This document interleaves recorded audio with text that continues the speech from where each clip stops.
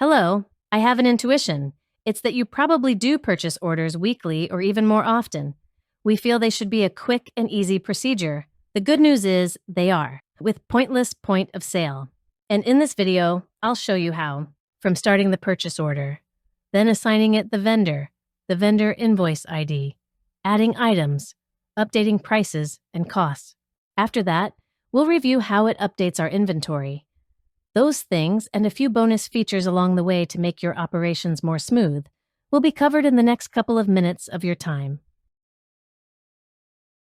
To get started, I'll make a quick note about the different ways you can start a purchase order. You can pull up a vendor to generate an entire list of items to buy from, or you can start a new purchase order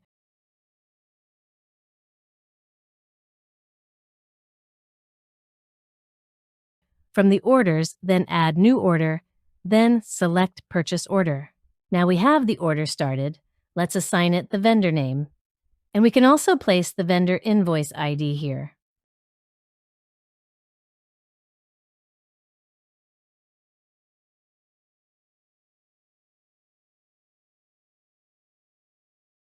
We can then look up items to add to the invoice. We aren't restricted by certain vendors, so all items will show. You can type in partial names and they will show up as you type, including the size, or you can scan an item's barcode to add it to the transaction.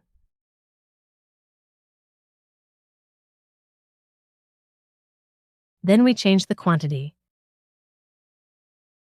and if needed, the cost and the price. When we change the cost, it will update the average cost of goods based on the quantity we receive being mixed with the current inventory count.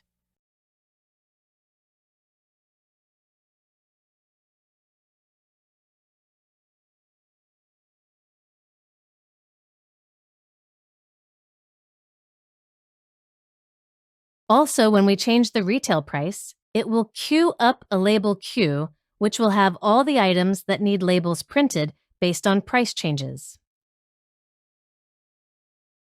From here on the lower right, we can see the cost and retail price as well as edit them. We also can see purchase and sales history of the item, and you can change the date range for past sales to gauge what amounts you might need to buy based on past sales. Let's take a quick note of the current product count and the current cost value.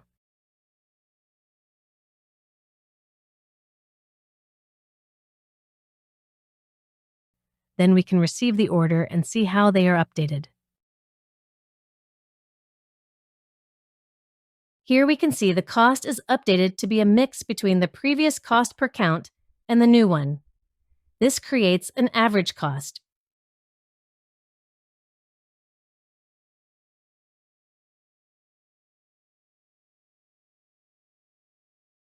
So after you have received the purchase order, there's not really anything to do. So we can close it from here. But in this case, we want to review the label queue. The queue receives labels from a variety of sources, so anyone can print from this common source. By using the queue, we can set a reminder of labels that need to be printed in case you did the purchase order from a computer, which does not have a label printer attached. For the label queue, you open it. Select the item you want to print, the label you want to use, and then print out the label. Once you are done, you can delete the item from the queue. While there are more features to purchase orders, this covers most of the ground you will need to get started. If you have any questions, email us at support@pointlesspos.com. Give us a call from the number on our website, or leave a comment below. We look forward to hearing from you.